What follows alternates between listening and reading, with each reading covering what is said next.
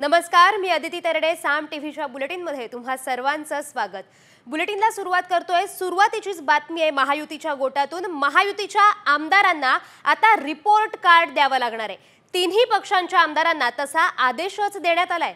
पंतप्रधान नरेंद्र मोदी आज मुंबईत आहेत. मोदींच्या या मुंबई दौऱ्यात ते महायुतीच्या आमदारांचा 2.5 तासांचा क्लासही घेणार आहेत. या कार्यक्रमात आमदारांना मोबाईल वापरण्यास बंदी केली आहे.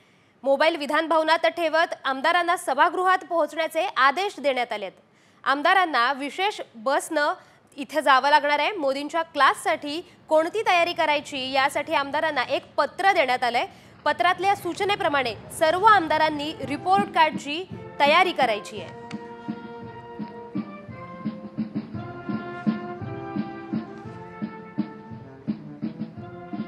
पंतप्रधान नरेंद्र मोदी मुंबईत दौऱ्यासाठी दाखल झालेले आहेत. थोड्याच वेळात ते युद्धनौकांचं राष्ट्रार्पण करणार आहेत. मुंबईच्या नौदल गोदीत INS सुरत, INS निलगिरी आणि INS वाघशीर या नौदल युद्धनौकांचं राष्ट्रार्पण मोदींच्या हस्ते करण्यात येणार आहे. 3 युद्धनौकांचं मोदींच्या हस्ते राष्ट्रार्पण करण्यात येणार आहे.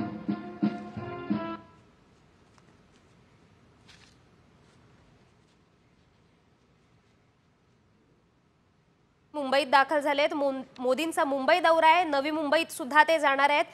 मोदी या दौऱ्यामध्ये 3 युद्धनौकांचं लोकार्पण करणार आहेत. नौदल गोदीत INS सुरत, INS निलगिरी आणि INS वाघशीर या नौदल युद्धनौका आहेत. यांचं राष्ट्रार्पण करण्यासाठी मोदी मुंबईत दाखल झालेले आहेत.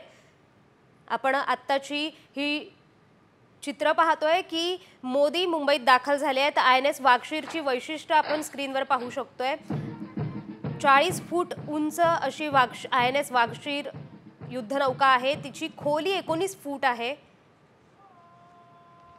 INS वाघशीरचं वजन 1565 टन आहे.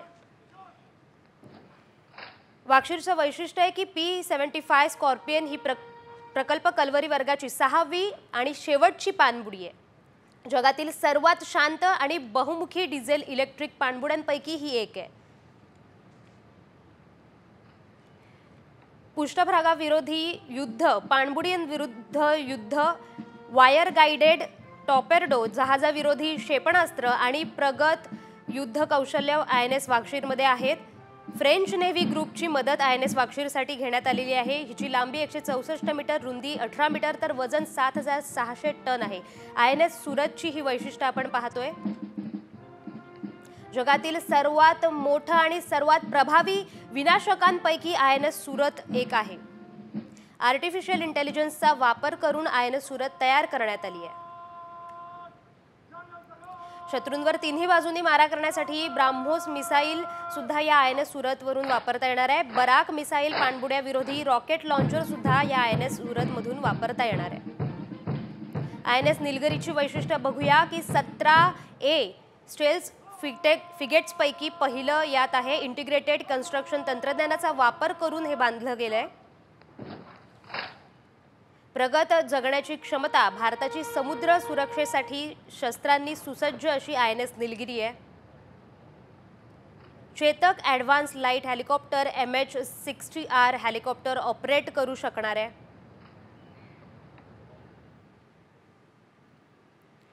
INS निलगिरीमध्ये प्रगत सेन्सर्स आणि शस्त्र प्रणालींचा वापर सुद्धा केलेला आहे.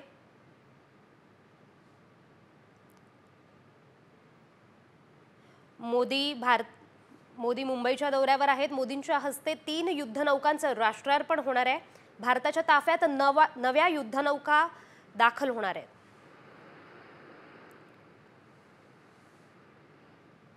आपण आताची दृश्य पाहतोय. मोदी मुंबईत दाखल झाले आहेत. मोदींच्या हस्ते 3 युद्धनौकांचं राष्ट्रार्पण होणार आहे. हमारे देश के इस ऐतिहासिक समारोह में आप सभी का हार्दिक स्वागत है.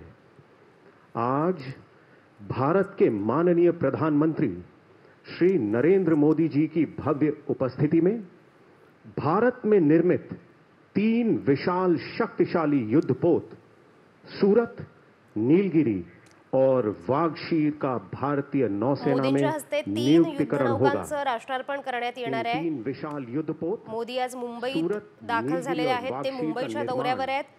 भारत के अपने Mazagaon dock ship builders limited में हुआ। माझगाव डॉक वरची आपण दृश्य पाहतोय। पंतप्रधान नरेंद्र मोदी हे तिथे दाखल झालेत आणि लवकरच ते 3 युद्धनौकांचं राष्ट्रार्पण करणार आहेत। INS वागशीर, INS सूरत आणि INS नीलगिरी या युद्धनौकांचं ते राष्ट्रार्पण करणार आहेत। भारताच्या ताफ्यात नव्या युद्धनौका दाखल होणार आहेत। मोदींच्या हस्ते या युद्धनौकांचं आज राष्ट्रार्पण करण्यात येणार आहे। INS वागशीर, INS सूरत आणि INS नीलगिरी या युद्धनौकांचं मोदींच्या हस्ते आज राष्ट्रार्पण करण्यात येणार आहे। नहीं, आज कोई सपना साकार नहीं हो रहा। INS वागशीरची वैशिष्ट्य अशी आहेत की फ्रेंच नेव्ही ग्रुपची मदत घेऊन INS वागशीर तयार करण्यात आलेली आहे। त्यानंतर याची लांबी 221 फूट, उंची 40 फूट, खोली 19 फूट तर आहे। त्यानंतर P-75 स्कॉर्पियन ही प्रकल्प कल्वरी वर्गाची 6वी आणि शेवटची पाणबुडी आहे। INS वागशीरची वैशिष्ट्य पाहतोय, जगातली सर्वात शांत आणि बहुमुखी डिझेल इलेक्ट्रिक पाणबुड्यांपैकी एक आहे। ऐसा आत्मविश्वास, ऐसा संकल्प कहां से मिलता है? दोस्तों, पूरी दुनिया जानती है कि माननीय प्रधानमंत्री श्री नरेंद्र मोदी जी के नेतृत्व में हमारे देश भारत में क्रांतिकारी परिवर्तन और क्रांतिकारी प्रगति हो रही है।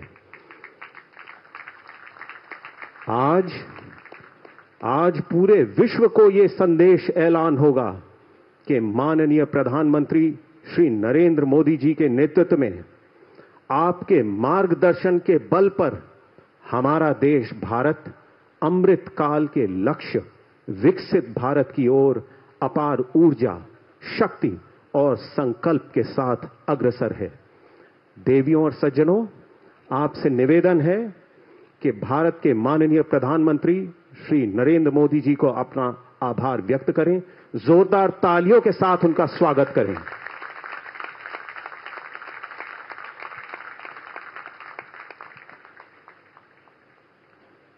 देवियों और सज्जनों, इतिहास गवाह है कि भारतीय नौसेना माननीय प्रधानमंत्री श्री नरेंद्र मोदी जी के मार्गदर्शन के बल पर आत्मनिर्भर भारत के लक्ष्य की ओर पूरी निष्ठा और संकल्प के साथ अग्रसर है।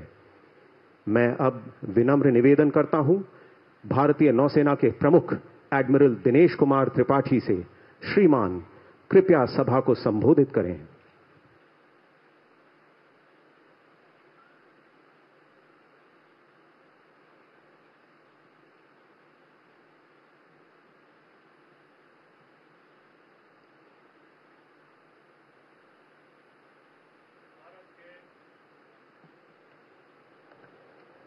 भारत के माननीय प्रधानमंत्री श्री नरेंद्र मोदी जी, महाराष्ट्र के राज्यपाल श्री CP राधाकृष्णन जी, महाराष्ट्र के मुख्यमंत्री श्री देवेंद्र फडणवीस जी, माननीय रक्षा मंत्री श्री राजनाथ सिंह जी, रक्षा राज्य मंत्री श्री संजय सेठ जी, महाराष्ट्र के उप मुख्यमंत्री श्री एकनाथ शिंदे जी और Shri Ajit Pawar ji, chief of defence staff general Anil Chauhan, chief of air staff air chief marshal Amanpreet Singh, रक्षा सचिव Shri RK Singh, flag officers commanding in chief of western and eastern naval command, secretary department of defence production, CMD Mazgaon Docks Limited, flag officers, distinguished invitees, सम्मानीय veterans, Mazgaon dock limited के कर्मचारी एवं कार्मिक, media के दोस्तों, नौसेना के अफसर और नौसैनिक, देवियों और सज्जनों, भारतीय नौसेना के लिए ये बहुत गौरव और प्रतिष्ठा की बात है कि आज के इस ऐतिहासिक दिन जब हम 3 फ्रंटलाइन प्लेटफॉर्म्स सूरत, नीलगिरी और वागशीर को एक साथ नौसेना में सम्मिलित कर रहे हैं, हमारे बीच भारत के माननीय प्रधानमंत्री जी उपस्थित हैं। सर, आपकी उपस्थिति ने आज के समारोह को एक उत्सव में बदल दिया है, जहां हम सब मिलकर भारत की शक्ति, क्षमता और आत्मनिर्भरता को सेलिब्रेट कर रहे हैं। आज कमीशन किया जा रहा सूरत प्रोजेक्ट 15A और 15B डिस्ट्रॉयर्स की गौरवशाली परंपरा को अग्रसर करता है। नीलगिरी प्रोजेक्ट 17A के 7 फ्रिगेट्स का पहला जहाज है और वाक्षीर प्रोजेक्ट 75 की आखिरी सबमरीन है।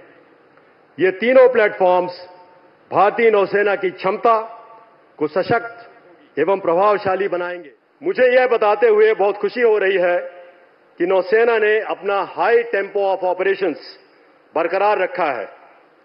इससे हिंद महासागर क्षेत्र में हमारे नेशनल मैरीटाइम इंटरेस्ट को सेफगार्ड करने में और प्रधानमंत्री जी के SAGAR security and growth for all in the region vision को सक्षम करने में हम सफल हुए हैं। आज का समारोह Mazagaon docks limited, naval headquarters, western naval command, warship overseeing team Mumbai और फील्ड यूनिट्स के प्रत्येक सदस्य की मेहनत, समर्पण और कार्यकुशलता का परिणाम है। मैं हमारे बीच मौजूद वेटरन्स, जिनमें 2 भूतपूर्व नौसेना अध्यक्ष एडमिरल विजय सिंह शेखावत और एडमिरल महादेव सिंह भी शामिल हैं, को धन्यवाद देना चाहूंगा।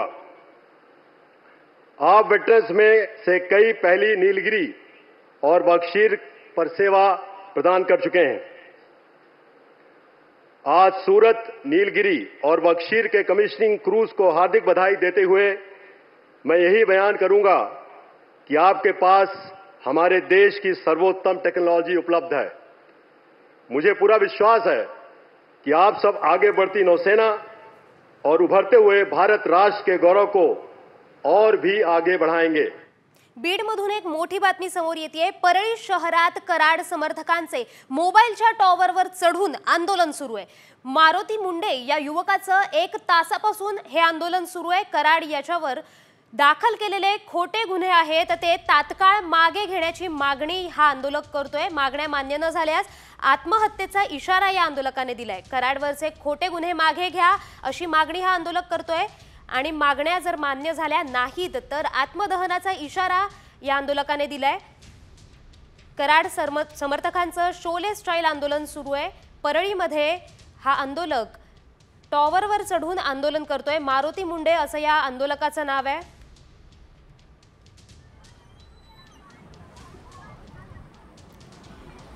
वाल्मिक अण्णा कराड यांच्यावरती खोटे गुन्हे दाखल झालेले आहेत।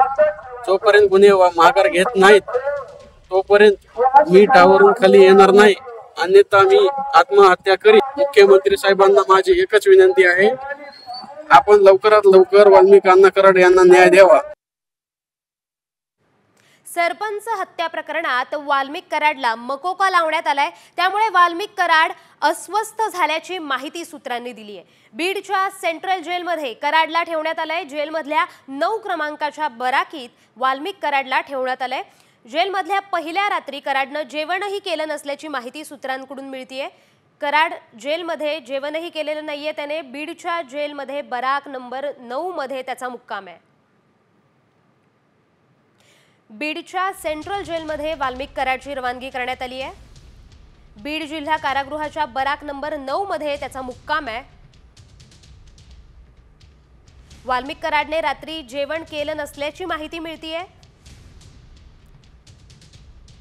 जेलमधल्या पहिल्या रात्री वाल्मिक कराड अस्वस्थ होता अशी ही माहिती मिळतेय। मकोका लावण्यानंतर वाल्मिक कराड अस्वस्थ झालाय।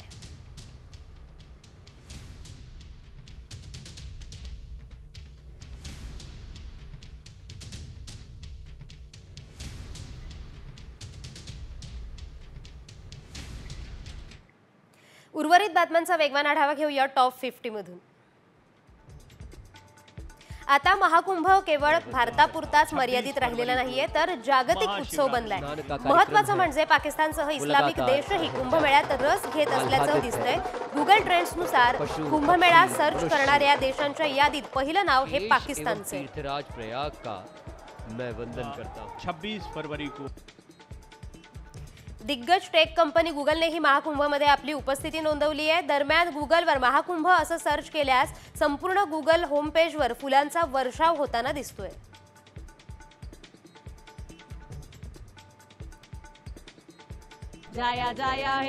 महाकुंभमध्ये परदेशातून महादेव भक्त येत आहेत, तर त्यातच इटलीमधल्या या तरुणींचा श्लोक म्हणतानाचा व्हिडिओ व्हायरल होतोय।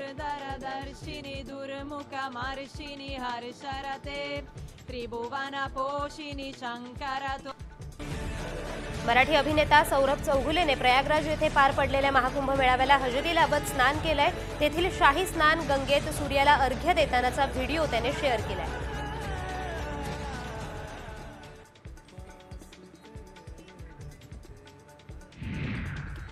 नवी मुंबईतील खारघर येथील इस्कॉन मंदिराचा लोकार्पण सोहळा आज पंतप्रधान नरेंद्र मोदींच्या हस्ते संपन्न होणार आहे। आज होणाऱ्या लोकार्पण सोहळ्यासाठी देश-विदेशातील भक्तगण इस्कॉन मंदिराजवळ येण्यास सुरुवात झाली आहे। यावेळी इस्कॉन मंदिराबाहेर भक्तिगीत गात राधाकृष्णाच्या जयघोषात नृत्य करताना आपल्याला भाविक दिसतायत।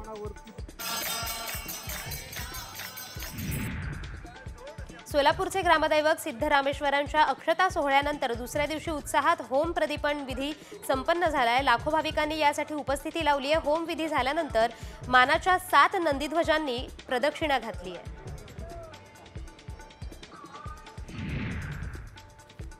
नागपूर गोवा शक्तीपीठ महामार्गाबाबत पर्यावरण खात्याकडे पुन्हा परवानगी मागण्यात आली आहे। यामुळे आता बाधित होणारे शेतकरी आणि महामार्ग संघर्ष समिती आक्रमक झाली आहे। सरकारला धडा शिकवल्याशिवाय शेतकरी स्वस्थ बसणार नाही असा इशारा महामार्ग संघर्ष कृती समितीच्या वतीने देण्यात आला आहे। पुण्यात आज आर्मी डे निमित्त पथसंचलन होणार आहे। पुण्यातील खडकी येथील भारतीय सैन्य दलाच्या परेड ग्राउंडवर हे पथसंचलन होणार आहे। देशाचे संरक्षण मंत्री राजनाथ सिंह कार्यक्रमात हजेरी लावणार आहेत। भारतीय लष्कराच्या विविध प्रात्यक्षिकांचं यावेळी सादरीकरण होणार आहे।